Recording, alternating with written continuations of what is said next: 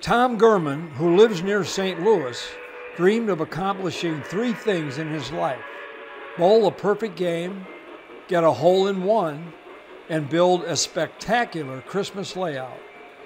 It took him over 50 years, but Tom has accomplished 2 out of the 3. Let's talk about the layout first.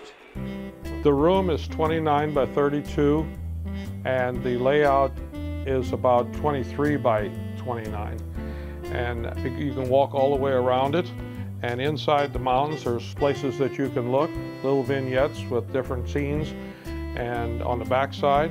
So not only do you, when you come into the room, can you watch the trains from the front, you can also go in the back and look inside the mountains.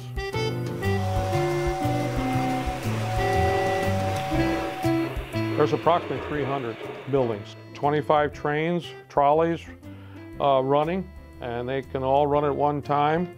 They all have their own little track to run on. There's 4 trains on the outside track. As one pulls into the station, the other one leaves, and they go on around the track that way. And there's 3 different places for the trains to stop. There's places where the reindeer duck their heads so they don't hit the trees. And there are places where when the kids come over at Christmas time, I give them all a little gift every time, and the train will stop and it will unload little ornaments for them. My first train I got when I was 6 months old. My dad always wanted a train and his mother would never buy him one, and he's always said his first child, boy or girl, was going to have an electric train. Of course, we really know who that was for. And so that was 1946, and every year Santa Claus would bring me something for the train.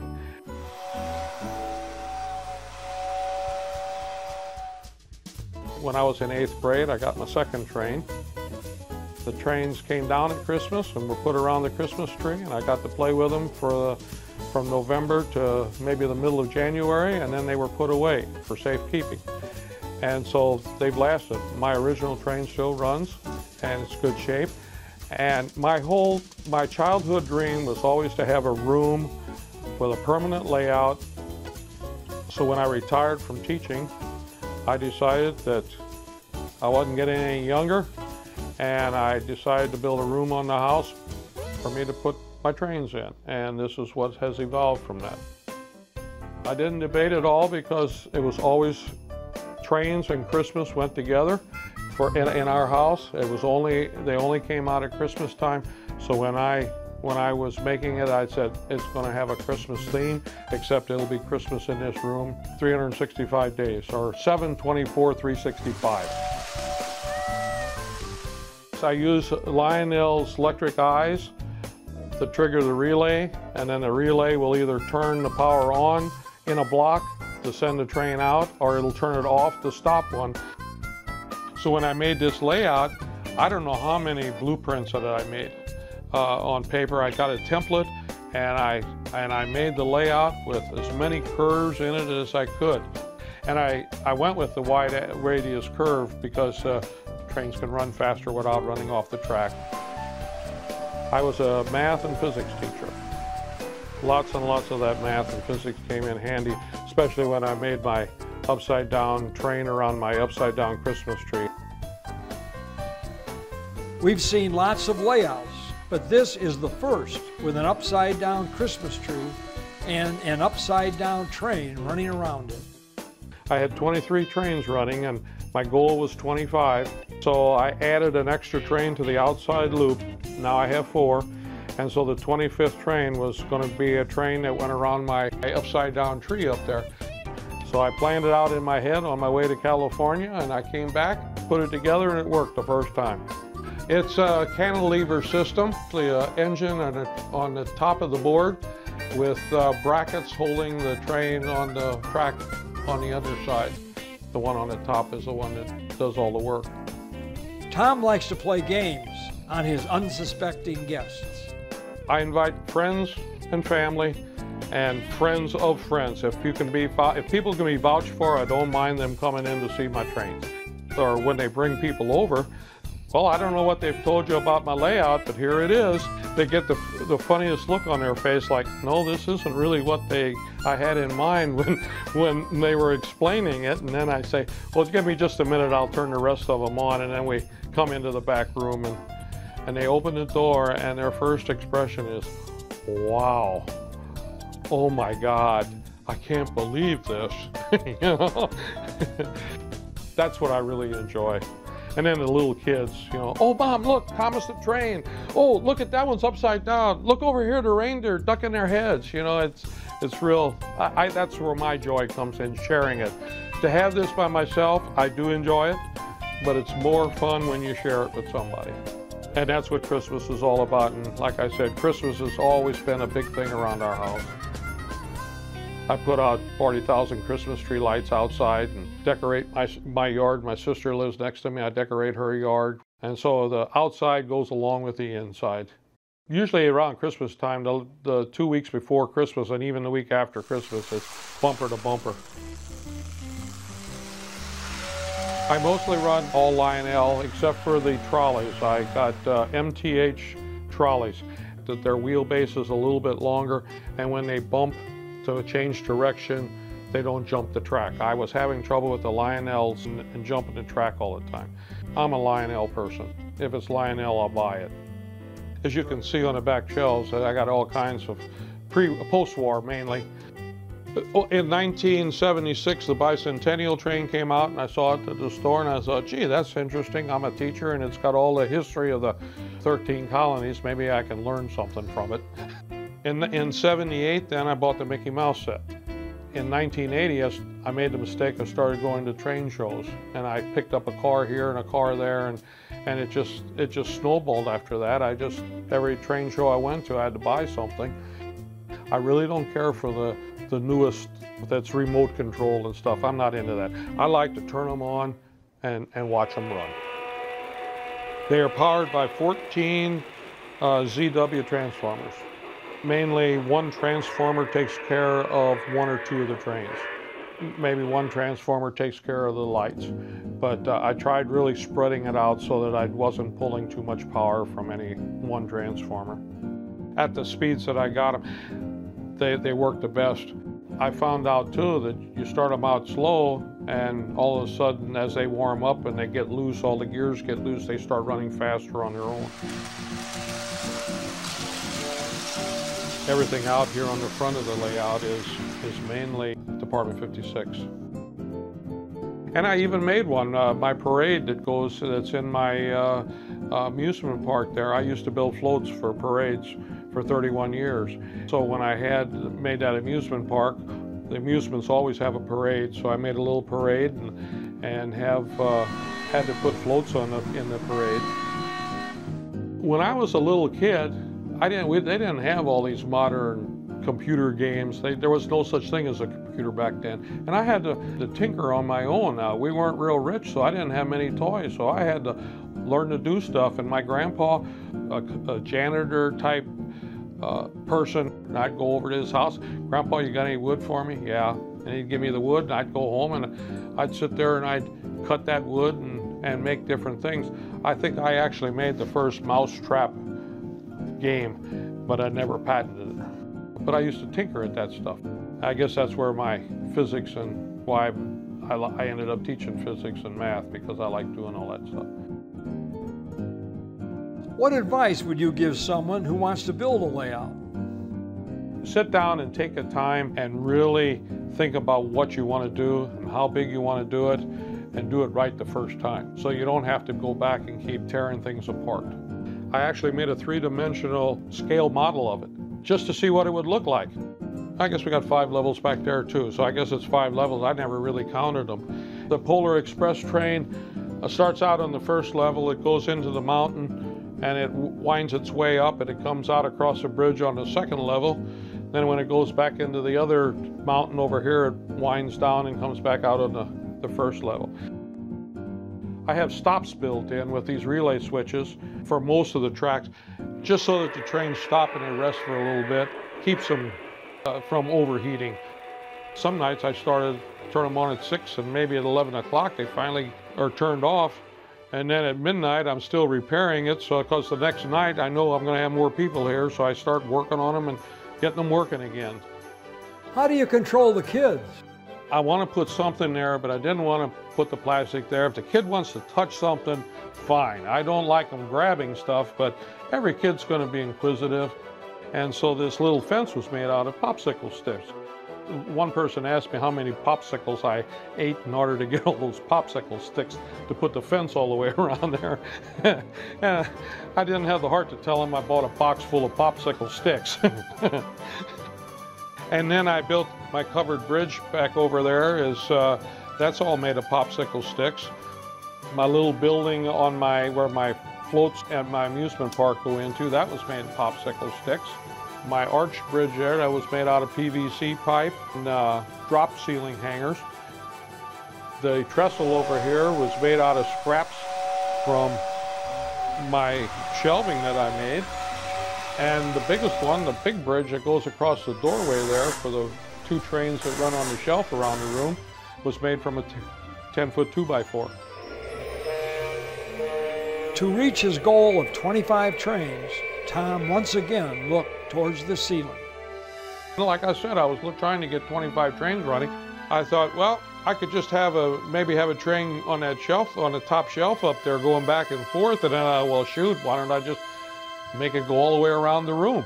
And so that also then gave me more room for buildings. And so I built I think it's a 16-inch shelf out there, and it's just enough room for 2 trains and a building either in front of the tracks or between the tracks. If something's really bothering me and I've had a rough day, of course I'm retired, but my golf game usually gives me a rough day once in a while. I like to come in here, turn the trains on, sit in the chair, and sit back and just watch them, and about 10 minutes, 15 minutes later, my worries are gone. I got a train back there, 65 years old now, and it still runs.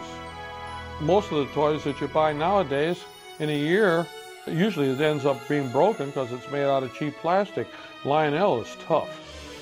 They keep on running, and I think because of that, people don't mind investing in something that's good because they know that it's going to be there for a long time. How do you see the future of toy trains? There are kids out there that, even though they're into video games, they love trains. Lionel can hold the price down. That's the biggest drawback right now with the economy the way it is. You know, people don't have the big bucks to spend on the real big trains. They need those trains that the average person can afford so that the kids can run them. What would you do differently? Maybe the only thing different would be to build a room bigger.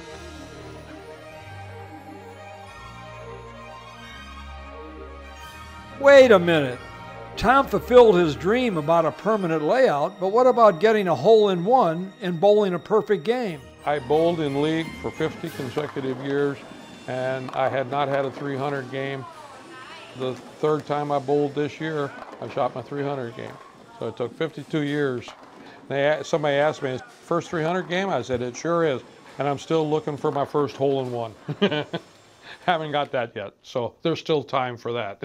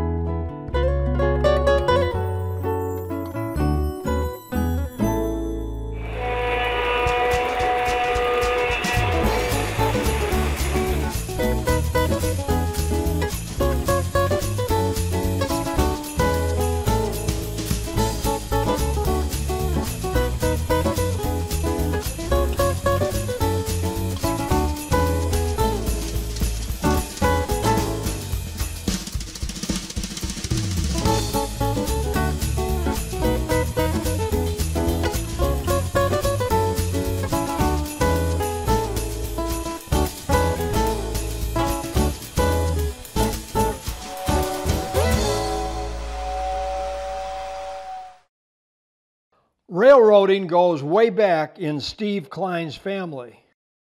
Both Steve and his grandfather worked for the Chesapeake and Ohio Railroad, And his wife Gail's grandfather, dad, and two brothers all work for the Denver Rio Grande. So it's not surprising Steve grew up loving trains. At Christmas time, Steve's family didn't have trains, but their wealthy neighbors did. Mom and Dad didn't have a lot of money, but we knew some fairly wealthy people. Every Christmas they'd have 4 trains underneath a Christmas tree. And they had them going in different directions, and they'd have a little village set up. To me, trains or Christmas just isn't Christmas without a train under it after growing up that way. And get my first set when I was 10 years old, it just wouldn't be the same without them. Gail is from Colorado, so Steve's idea was to build a winter layout featuring a starry night sky over a sparkling village at Christmas time, nestled below the Rocky Mountains. Some of the 200 buildings are Department 56, but most were made by Steve and Gail. They purchased the blank ceramic castings, then painted the castings in various colors and added detail like lights and signs, and of course, glistening snow. Steve thinks Gail's and his creations look better than the Department 56 building.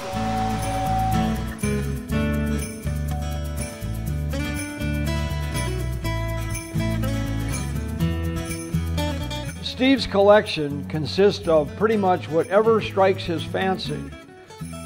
The one specific category he goes after is post-war Lionel steamers. He's still looking for the 773 Hudson and 746 Norfolk and Western J.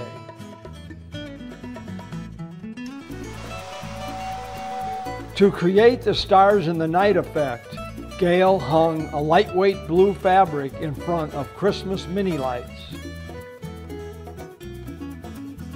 The layout measures 15 feet wide by 14 feet deep. It is powered by a ZW, KW, and 1033 post-war Lionel transformers. Steve is a traditionalist. No, I like the old clickety-clack.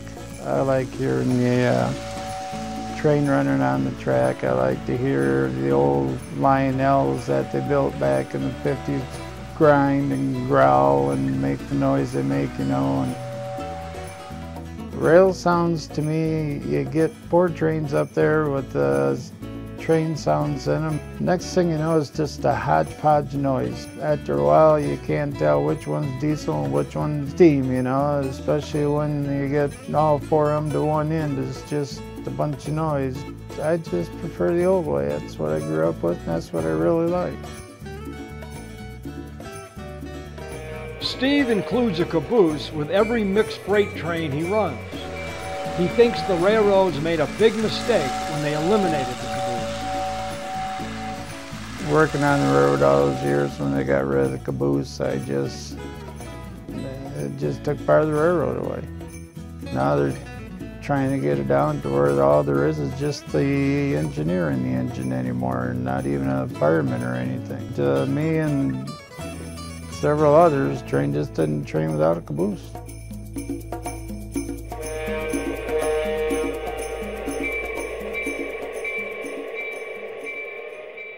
Trains seeing action today include a new Lionel General, which Gail surprised Steve with just last month, a Williams Rio Grande GP50, a CSX GP39 by K-Line, an N.B.C 8600 steamer heading Lionel post-war passenger cars, it appears with some difficulty, and Steve's favorite, a K-Line Chessie GP38.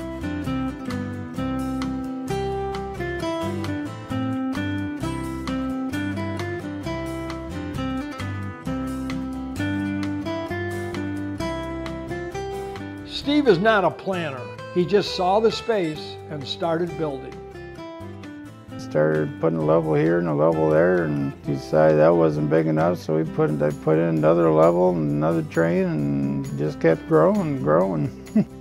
As we went along, keep seeing something and we just keep adding to it. Every time we see something that catch our eyes somewhere, we get it and, that looked good here, so we'd put it there, you know, and look at it and see something, that looked good here, so we'd stick it there. And I'm trying to talk her into building on that way so we can grow some more.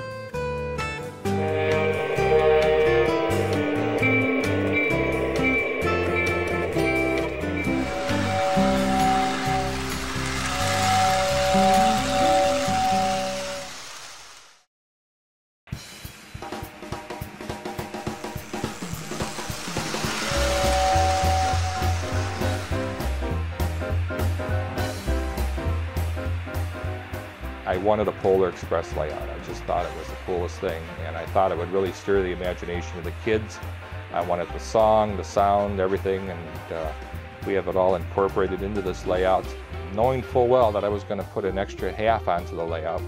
That part of the layout I wanted to be as realistic as possible. I'm from the Chicago area and create everything about what rail means to Chicago, and that includes the CTA elevated, it includes the Metra commuter lines, and includes the Chicago Northwestern, especially the bi-level cars, which I remember as a child would come right through our hometown here all the time.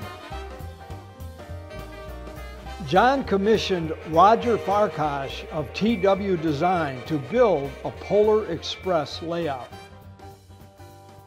I would describe this layout as being a combination of the Polar Express, the fantasy world of Polar Express, and then a more realistic layout on the other half. After we completed the Polar Express, he asked us to complete the layout for him. So we did the other end with the downtown, industrial, and passenger station look. But the real fantasy end, the Polar Express end, is virtually all the scenes, different scenes from the movie. There's the homes where the children are picked up at. We created the rock work and the different elevations, the city, all of it to be very specific to the movie in color and tone and mood. One is obviously the North Pole. You have to have that with the Christmas tree, and if you can get a view from the top, you see a compass that points south in all directions. The second part of the Polar Express includes a real high peak and the other areas where the elk are and the reindeer and so on. So it really combines all of those aspects from the movie. The Polar Express runs through switches which automatically alternate the train's route on the upper level. The tunnel features a face cut into the mountainside, and the icicles hanging down are pliable silicone so they bend when the train goes through rather than scratch the engine or cars. I have an elevated area on my layout, and that was something that I desperately wanted. It incorporated me being an engineer. It incorporated my knowledge of Chicago. Some really precision-built structures that are just spectacular and look like the real Chicago L. That was important to me to have the elevated section. The bottom level is long and as wide as I could make it for this room. What I really like are really long straightaways and really wide radius turns so I can run very large equipment on it, large unit trains, stack units, reefer units, and so on. I love really long trains and lash-ups and things of that nature. So that was my goal on the very base, is to have the biggest two loops that I could have. So that's what dictated the bottom. And I wanted a yard too. I really wanted a pretty big intermodal yard because that's what we do in our business mostly. We did get some intermodal pieces, and then Roger had the great idea of putting on the prototype of the Chicago Union Station. Elevated that just like it was in Chicago with the trains running underneath it. That is spectacular in itself. Chicago Union Station has a centerpiece on the far end of the table with a yard that has more of an industrial feel. But we have the passenger stations stationed in the middle of that. So pretty broad range of what we did.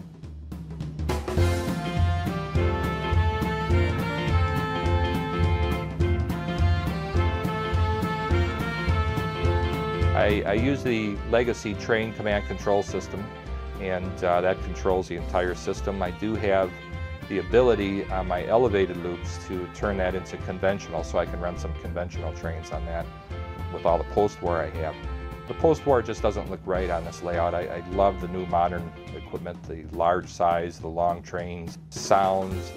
I mean, everything is so much nicer than it was in the past. I try to be as prototypical as I can, and with the consist, like I like to run in large unit trains pulled by maybe 2 Union Pacifics, sure that I see constantly in this area. And I also like the modern Lionel equipment just because it's so prototypical. And that's one of the reasons I really don't run the post-war, but I do have the capability to run that, and I do like to run it every now and then.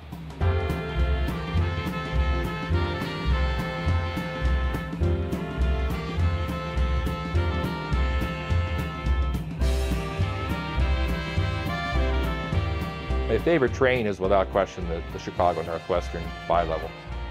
Once again, just because as a kid, I remember seeing that going through the farm fields constantly. We had probably 10 to 20 trains a day run out through our farmland. I do have some accessories.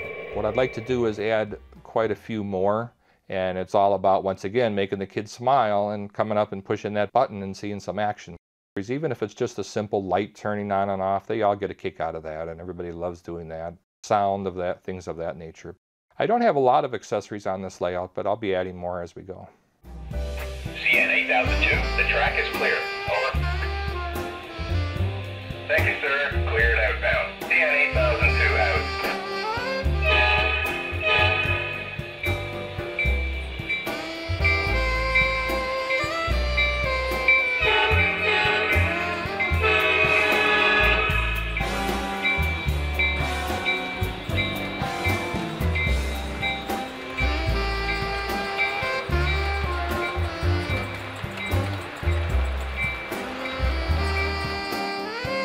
I used Fast Track on this layout because I wanted something that was realistic, and I wanted something that was really foolproof from an operational point of view. And I truly feel the Fast Track system operates the best out of any track system I have seen or can find.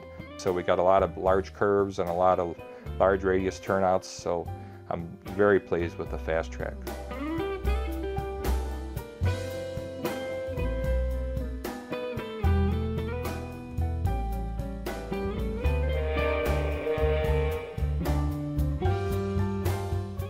Typically we start with a questionnaire the client fills out that has a lot of different specific questions, specific size, specific period they want to create.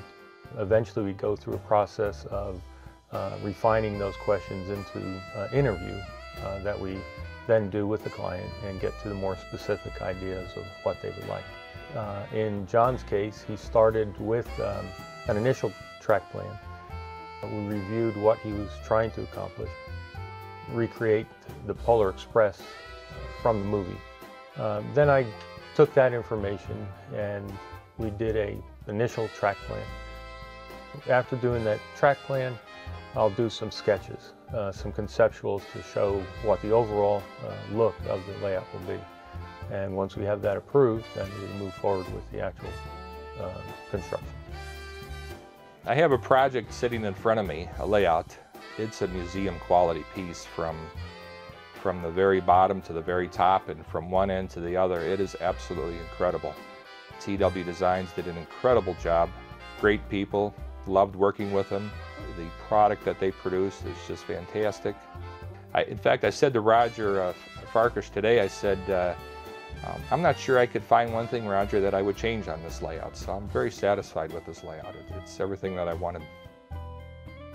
It's pretty amazing when people come through the door, they literally are speechless. I don't care if it's adults, children, it doesn't matter who, their mouths are wide open and they literally are speechless. They start looking at every little detail, and before you know it, they're pushing buttons and playing with the trains, and that's part of the fun and enjoyment, I think, of seeing everybody. I don't care if it's a child or an adult, man, woman, everybody loves it.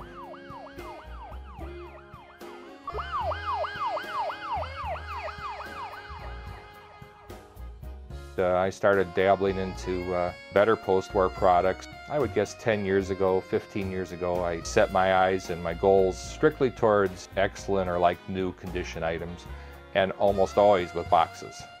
In my collection, I have just about every piece that Lionel made.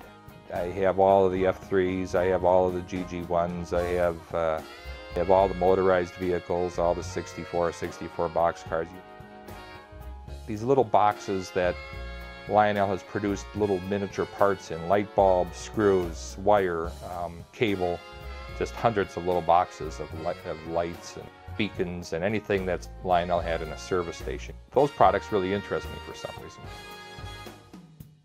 The future of Lionel trains and toy trains in general, I'm so strongly encouraged by the Polar Express movies, the whole Thomas type thing. We have Chuggington out, and by the way, I think Lionel should be producing Chuggington. I think Chuggington would be a huge hit.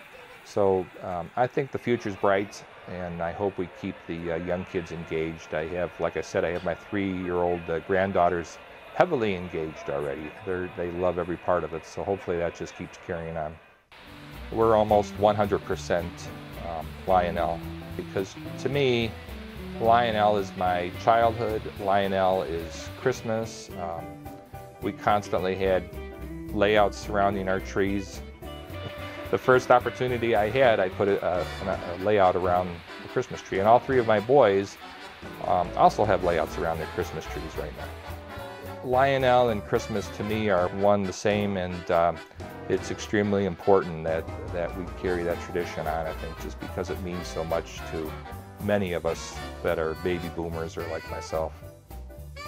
I think that the reason that many people become enamored with trains at Christmas time is the idea that it is a gift. I mean, it is something that is given at that time of the year because it's typically a large purchase. It's not a small item, and it has enough value that people want to make it very special. It's a very special gift. Typically, we'll see those trains for the first time at Christmas time.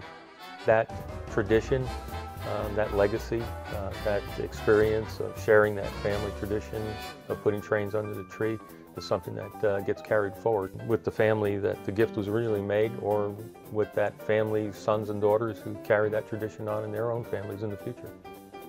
Polar Express, you're good to go. Over. Roger, this is Polar Express. We'll take the read. Out.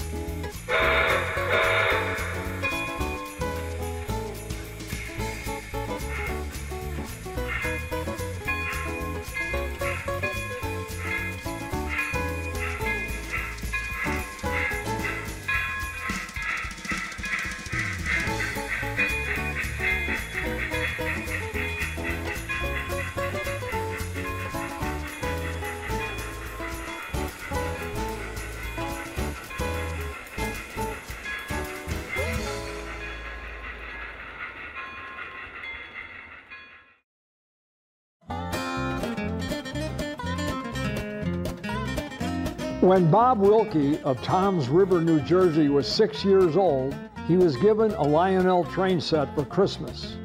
That train set has blossomed into a lifelong passion. It was the military space type with a rocket launcher and the satellite car, which the satellite car used to blow the bulbs out in the Christmas tree. That was back in '61. My parents got me to set it up underneath the tree, and I came down. It was the best Christmas I ever had. This was my dream layout right here. Bob's dream layout measures 25 by 30 feet and is covered with over 250 Department 56 buildings. There are 3 levels, 6 main lines, 3 trolley lines, and 2 subway lines. When all the lines are up and running, you see 11 train action. Bob used traditional Lionel tubular track with plastic ties added. There are 042, 054, and 072 curves with both 031 and 072 switches. Well, I wanted to run multiple main lines. I operate 6 main lines. I have four main lines parallel each other like the Pennsylvania Railroad. And northeast quarter, runs from D.C. to Boston. I grew up in Woodbridge. We had the Pennsylvania Railroad running through the town of Reading, Jersey Central, Lehigh Valley, you know, in the 60s. I mainly copied off the Pennsylvania Railroad, you know, different areas of New Jersey and the Northeast.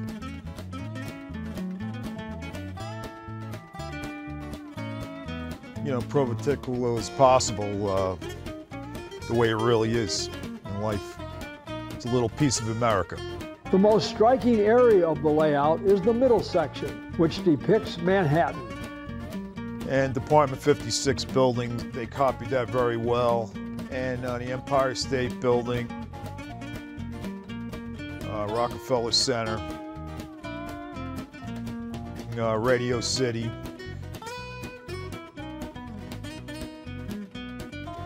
Another area with plenty of lights and action is the amusement park. The rides are a mix. The most exotic were custom designed by the late Ed Jones. Others are from Lionel and Lemax. In my day, I went to Palisades Park in North Jersey, copied off of that.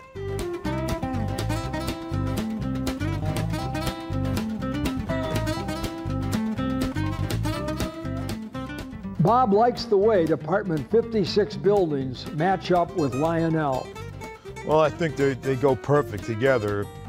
Basically the same gauge. I think they're very detailed and do a great job. They look great with the Lionel trains, O-gauge trains. A little pricey. I have 5 ZW transformers, 1 KW for accessories, and there's throughout the layout there's some real small transformers for accessories. Trains running this day include a GG1 with Irvington cars pulling out of a station. The scene is reminiscent of the station complex at the Lionel showroom in Manhattan, which debuted in 1949. A modern era Hiawatha cruising over the Lionel Swing Bridge. A New York Central Dreyfuss Hudson heading a mixed freight.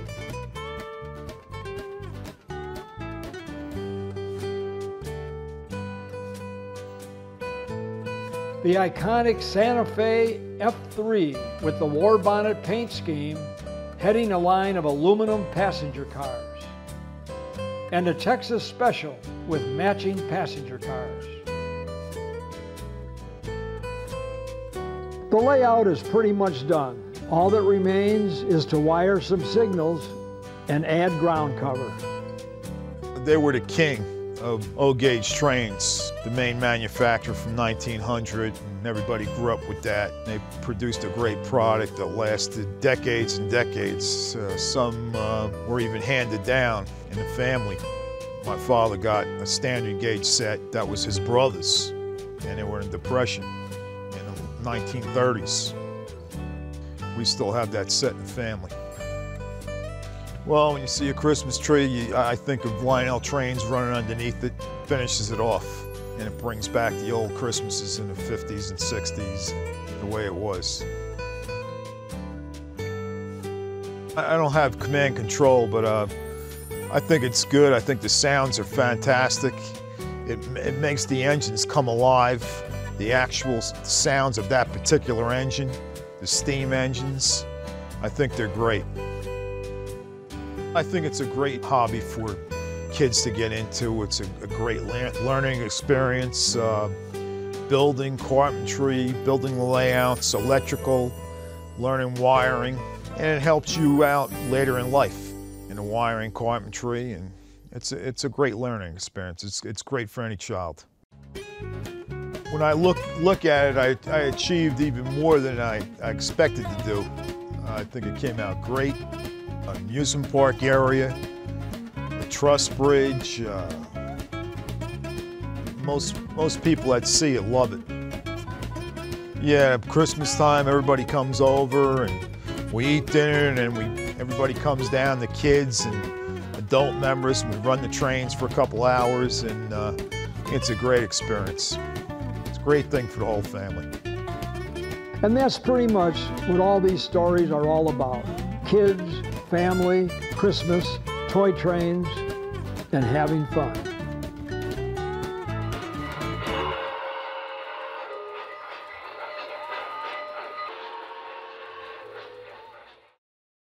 Hello, my name is Gordon Huff, H-O-U-G-H, pronounced Huff. I like rough, tough, and enough. Well, I'm a musician, and I work for Princess Cruises. I'm a music manager with them, and I go around. They have 17 ships. I go around the world. I go out for about 3 or 4 months at a time. To me, it's a dream job. I get paid to do what I love to do, which is to play music. From playing, I can dream about my trains, so it's a win-win. I can stay right on track. But I got started in trains at 8 years old. I received a toy train set for Christmas. So when I went down for Christmas and it was running, I just was mesmerized. And since then, from just a simple oval and a freight set and a couple trees, I have since expanded. Expanded is a bit of an understatement. From that little oval, a mighty, multi-level, multi-train, densely populated, Christmas-themed layout has grown. I wanted to recreate what I believe was a 1940s Christmas scene that you would experience in New York by looking inside of a department store like Macy's. The way most people will look at something like this, it just takes you back to that innocent time. Like I said, I wanted to recreate something you'd see maybe in the 40s. You know, what they call maybe the good old days. You know, what is really the good old days? But you have these wonderful memories, the nostalgia aspect of it. You just become a child again. You look at it, when you look at this, you think, I want to shrink down and go live there because this seems like just such a happy, positive place. Trains going around Christmas trees, a Christmas scene that takes you to someplace else. I think that's why I went that direction and why there's so many things that they put out that tend to go along with the direction that I want to go. It's worked out very well. Gordon got started in HO gauge, but eventually O gauge proved irresistible. I liked O, but HO was my first true train love. However, I got so interested in the big robust sounds, the amount of smoke that was that came out of the O gauge trains, and just how consistent they stayed together, as opposed to my HO experience, that I eventually made the change and officially crossed over about 2008.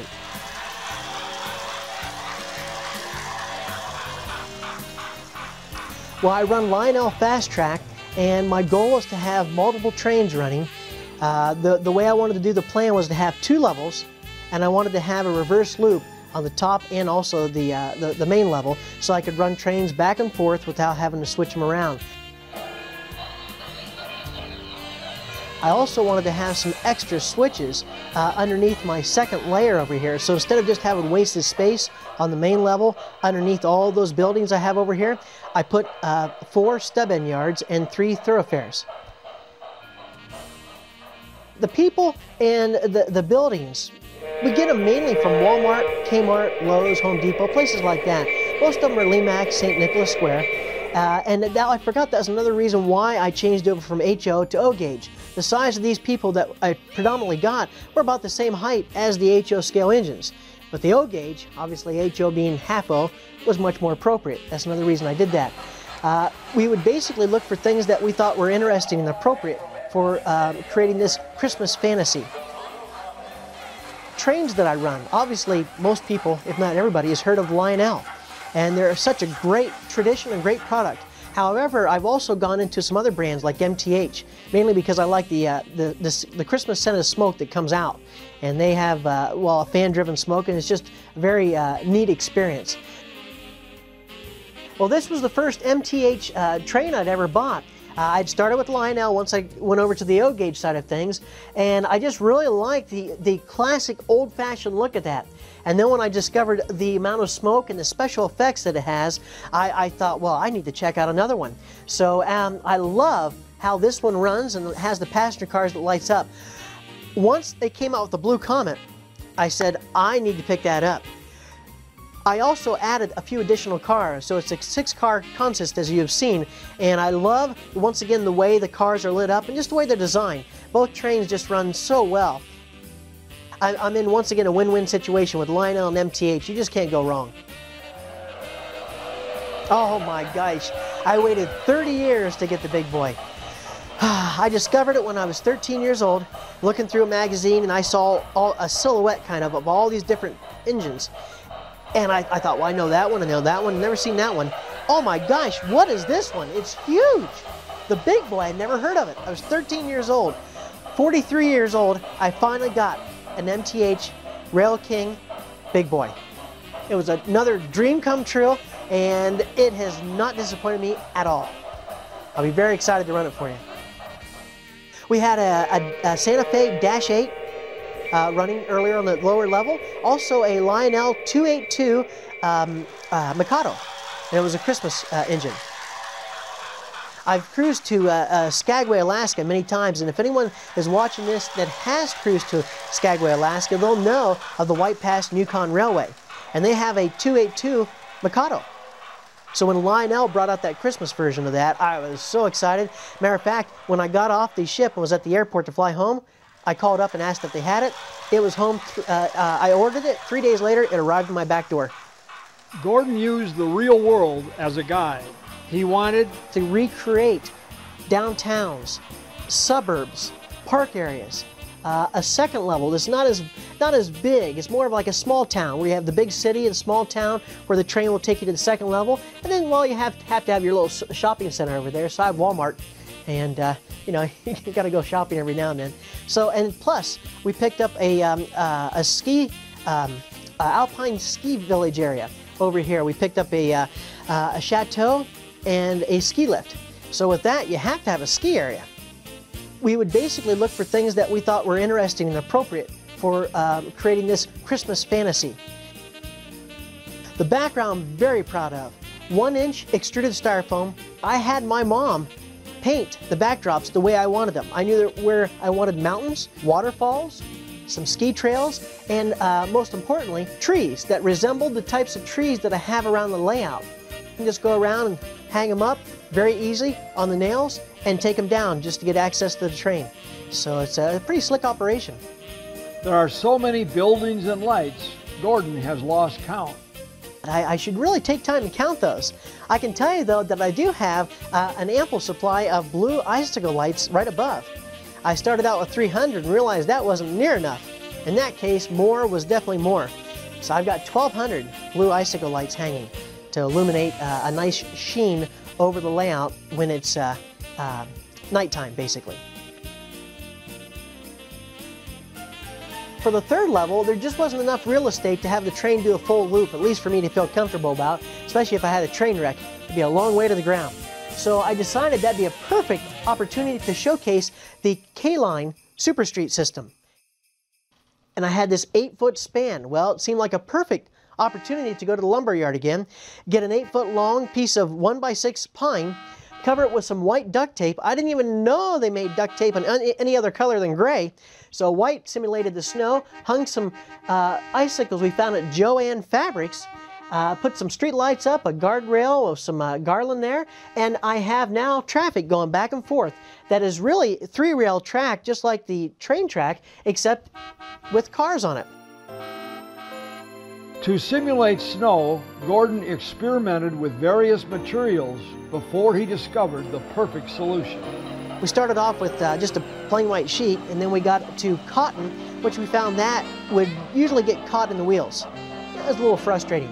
So we discovered at this Sherpa at Jo-Ann Fabrics. It looks textured like snow, and it has a very nice fluffy look to it, and it does not affect the wheels of the trains. So obviously we bought stock in that, or at least enough to cover the layouts. I run it with an MTH Z1000 transformer, and I've just recently got into the MTH DCS, or Digital Command System, and I'm very excited about that. Years ago, when I first got into trains, you were stuck at the control area, and you ran everything from the conventional transformer. But now with this remote control, I can come out here, walk along with the engines. I can sit in my reclining chair. I can sit on the couch and control the trains from there. So I love running them that way. How do visitors react? Well, I'm flattered and humbled to say when they come down the steps, wow, oh my gosh, wow, I can't imagine that you have something like this down here in your basement. And then when they turn the other side, they see another layout. So, I stay busy. Is a layout ever really done? I mean, you want it to be done because you want the joy of showing it off and running it yourself, but you know, for your own pleasures of running the trains. You always want to be able to add another tree or put another person over here by a vehicle. There's always something to look forward to. What advice would you give someone who wants to build a layout? Wow, what advice? Follow your dreams. That's what I did. Plus, getting kind of emotional there. I don't know why. I guess because it's a dream come true. This is kind of weird, but getting that first train set, and then wow.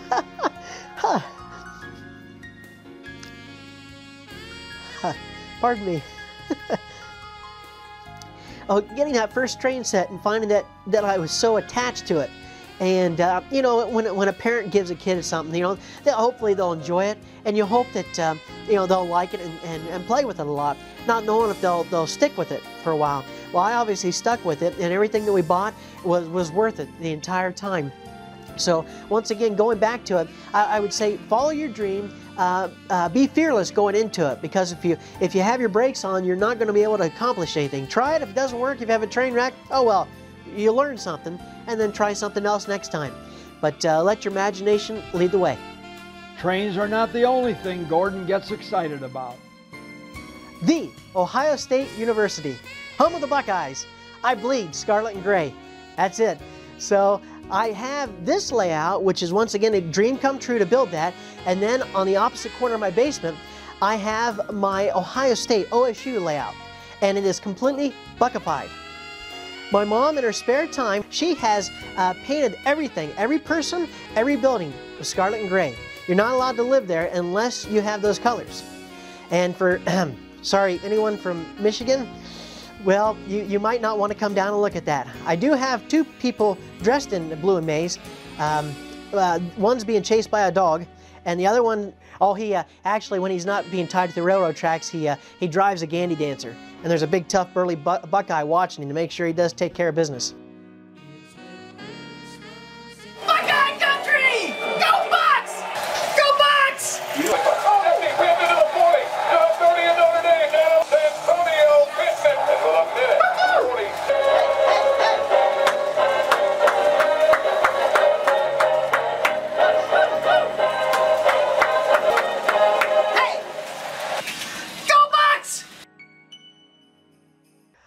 I remember my first Christmas on the ship as, at that time, bandmaster, now it's music manager, and my mom had bought this brand new video. It wasn't a DVD, a video, because it was 1997, I believe, and she sent it to me, and I was so excited.